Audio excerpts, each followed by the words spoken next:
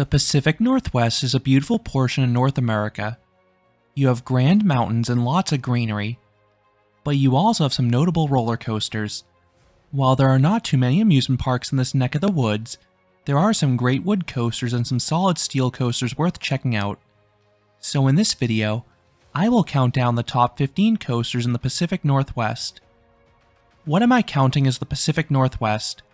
I am counting the states of Idaho, Washington, and Oregon. I am also including the provinces of British Columbia and Alberta. I know Alberta technically isn't part of what is traditionally considered part of the Pacific Northwest, but I want to include it so I have an excuse to talk about the rides at the West Edmonton Mall, especially because I know several enthusiasts who tack that mall into a trip to the region. There also are a few rides I need to exclude. This list will only include coasters I have personally ridden. There are a handful of mountain coasters in the region, but I've only been able to experience one of them thus far. That is why you will not see Pipe at Revelstoke Mountain, Rail Rider at Golden Skybridge, Glade Runner at Bogus Basin, Canyon Coaster at Canyon Ski Resort, or Tumwater Twister at Leavenworth Adventure Park on this list. Most of these likely would have found a spot in the top 10. This also is being filmed after the 2023 season, so this was created before PNE Playland opened their new Thunderbolt launch coaster. This is an intimate accelerator coaster being refurbished by Zamperla with an LSM launch. The layout is short, but it looks to have some fun airtime hills. With all that out of the way, let's delve into the list. Number 15, Corkscrew at Silverwood. This was the first aero corkscrew and the first modern looping coaster. The layout is simple, but the first drop delivers a very abrupt jolt of ejector airtime. The transitions are not the smoothest, but I'm tall enough that I can avoid headbanging. And the corkscrews are fun, especially given their historic nature. Number 14, Auto Sled at Galaxyland. This is yet another Zier Tivoli coaster inside a mall. This is firmly a junior coaster in terms of thrills, but it offers nice visuals as you wind above other rides and pathways. And there is one twisting drop halfway through that offers some whip in the back thanks to the super long trains. Number 13, Klondike Gold Rusher at Wild Waves. This Zamperla Wild Mouse is frequently closed, but when it's open, it offers some wonderful laterals. The ride runs nearly unbraked, so every hairpin turn forcibly slams you sideways. This is particularly true in the final two turns. The drops on this one are very shallow though, so you won't get any airtime pops like you get on Wild Mice from other manufacturers. Number 12, Big Timber Log Ride at Enchanted Forest. This is a weird log flume from Myler that's often classified as a coaster because of one section. After the final lift hill, there's a small drop followed by an uphill ascent. This admittedly feels gimmicky. You then turn into the main drop, which is good, as it's large and zippy for a flume. Then the final splash is an absolute soaker if you have multiple adults in one log.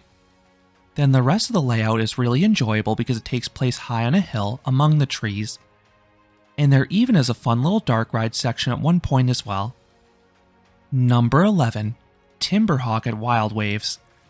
This is a rare S&S wood coaster, but it looks better than it really is. It's not a particularly wild experience, and there are only a few spots of airtime, but the first drop has some really good airtime in the rear row, and those in front get solid negative Gs in the second hill and also the L turnaround.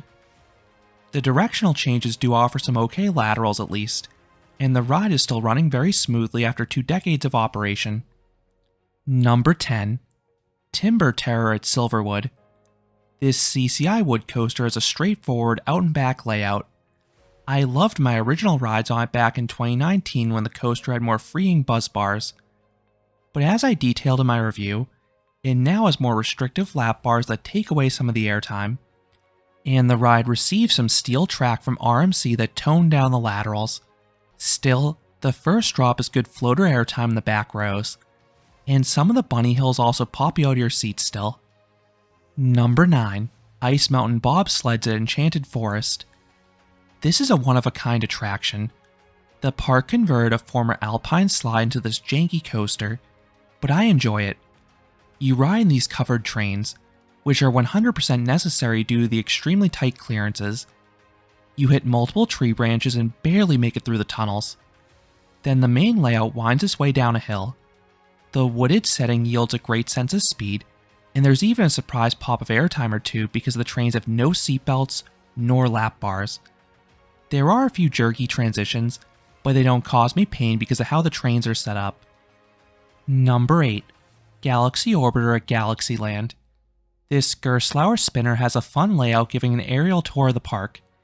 It spins at a good clip, and a few of the turns and helixes offer some positive Gs, particularly during the figure 8 finale when you spin like a top. Then there are 3 nice drops mixed in as well. The ride does have a noticeable rattle, similar to Shredder at New Jersey's Nickelodeon Universe if you've also been on that one. Number 7. Eagle Coaster at Cypress Mountain. This Sun Kid mountain coaster is located on a former Winter Olympics site, and the setting is surreal. When I rode it last June, there was still snow on the ground, and the whole area was covered by a dense fog. To access the coaster, you take a chairlift to the top of the hill. Then you have nearly 1 mile of downhill track.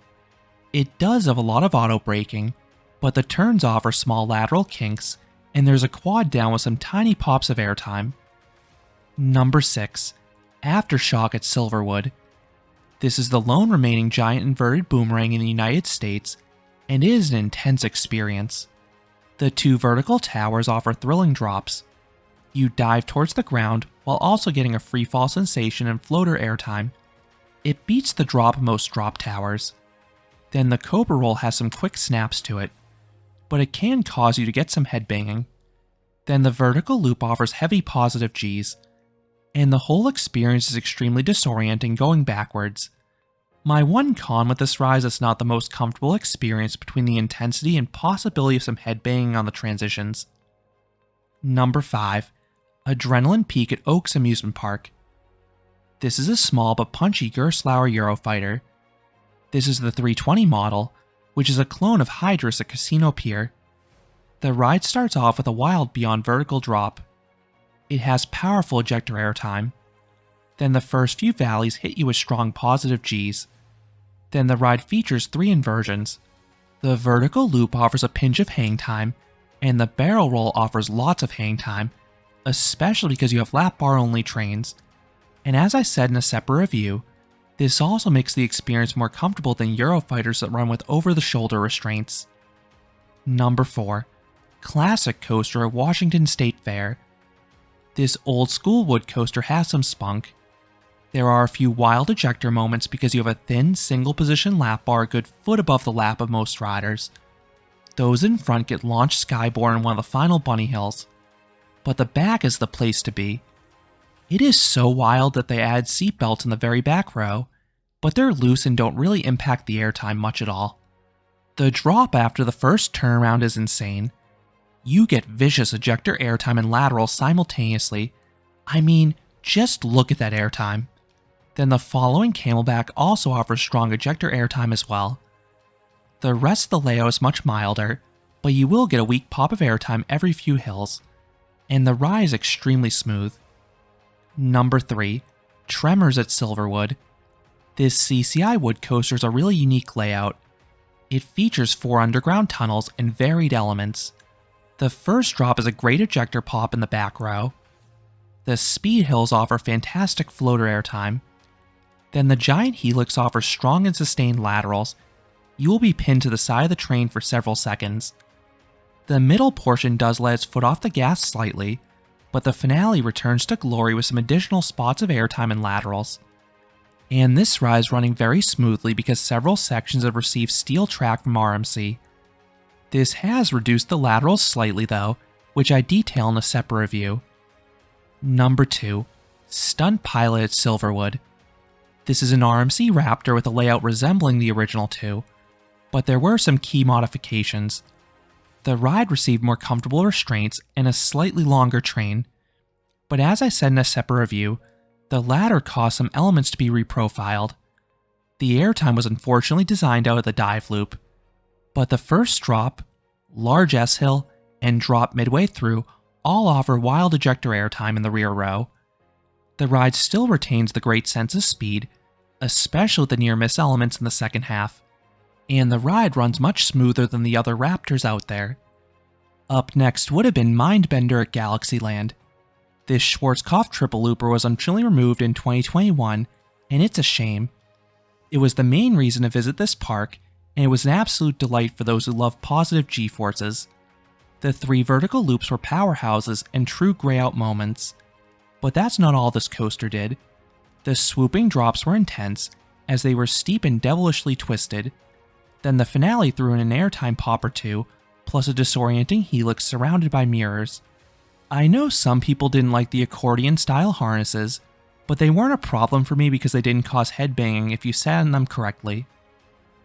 And coming in at number 1 is Coaster at PNE Playland. This is a classic wood coaster. While the ride has unassuming stats, it has some crazy forces. Now I do need to note that I have not ridden this coaster since 2019.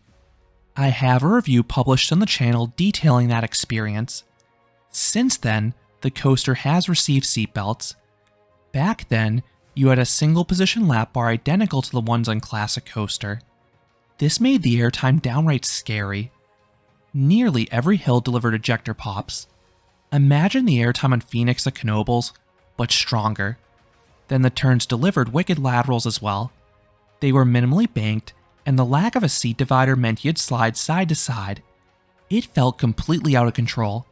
I've heard the experience isn't quite as wild with the seatbelts, but I imagine it's still excellent.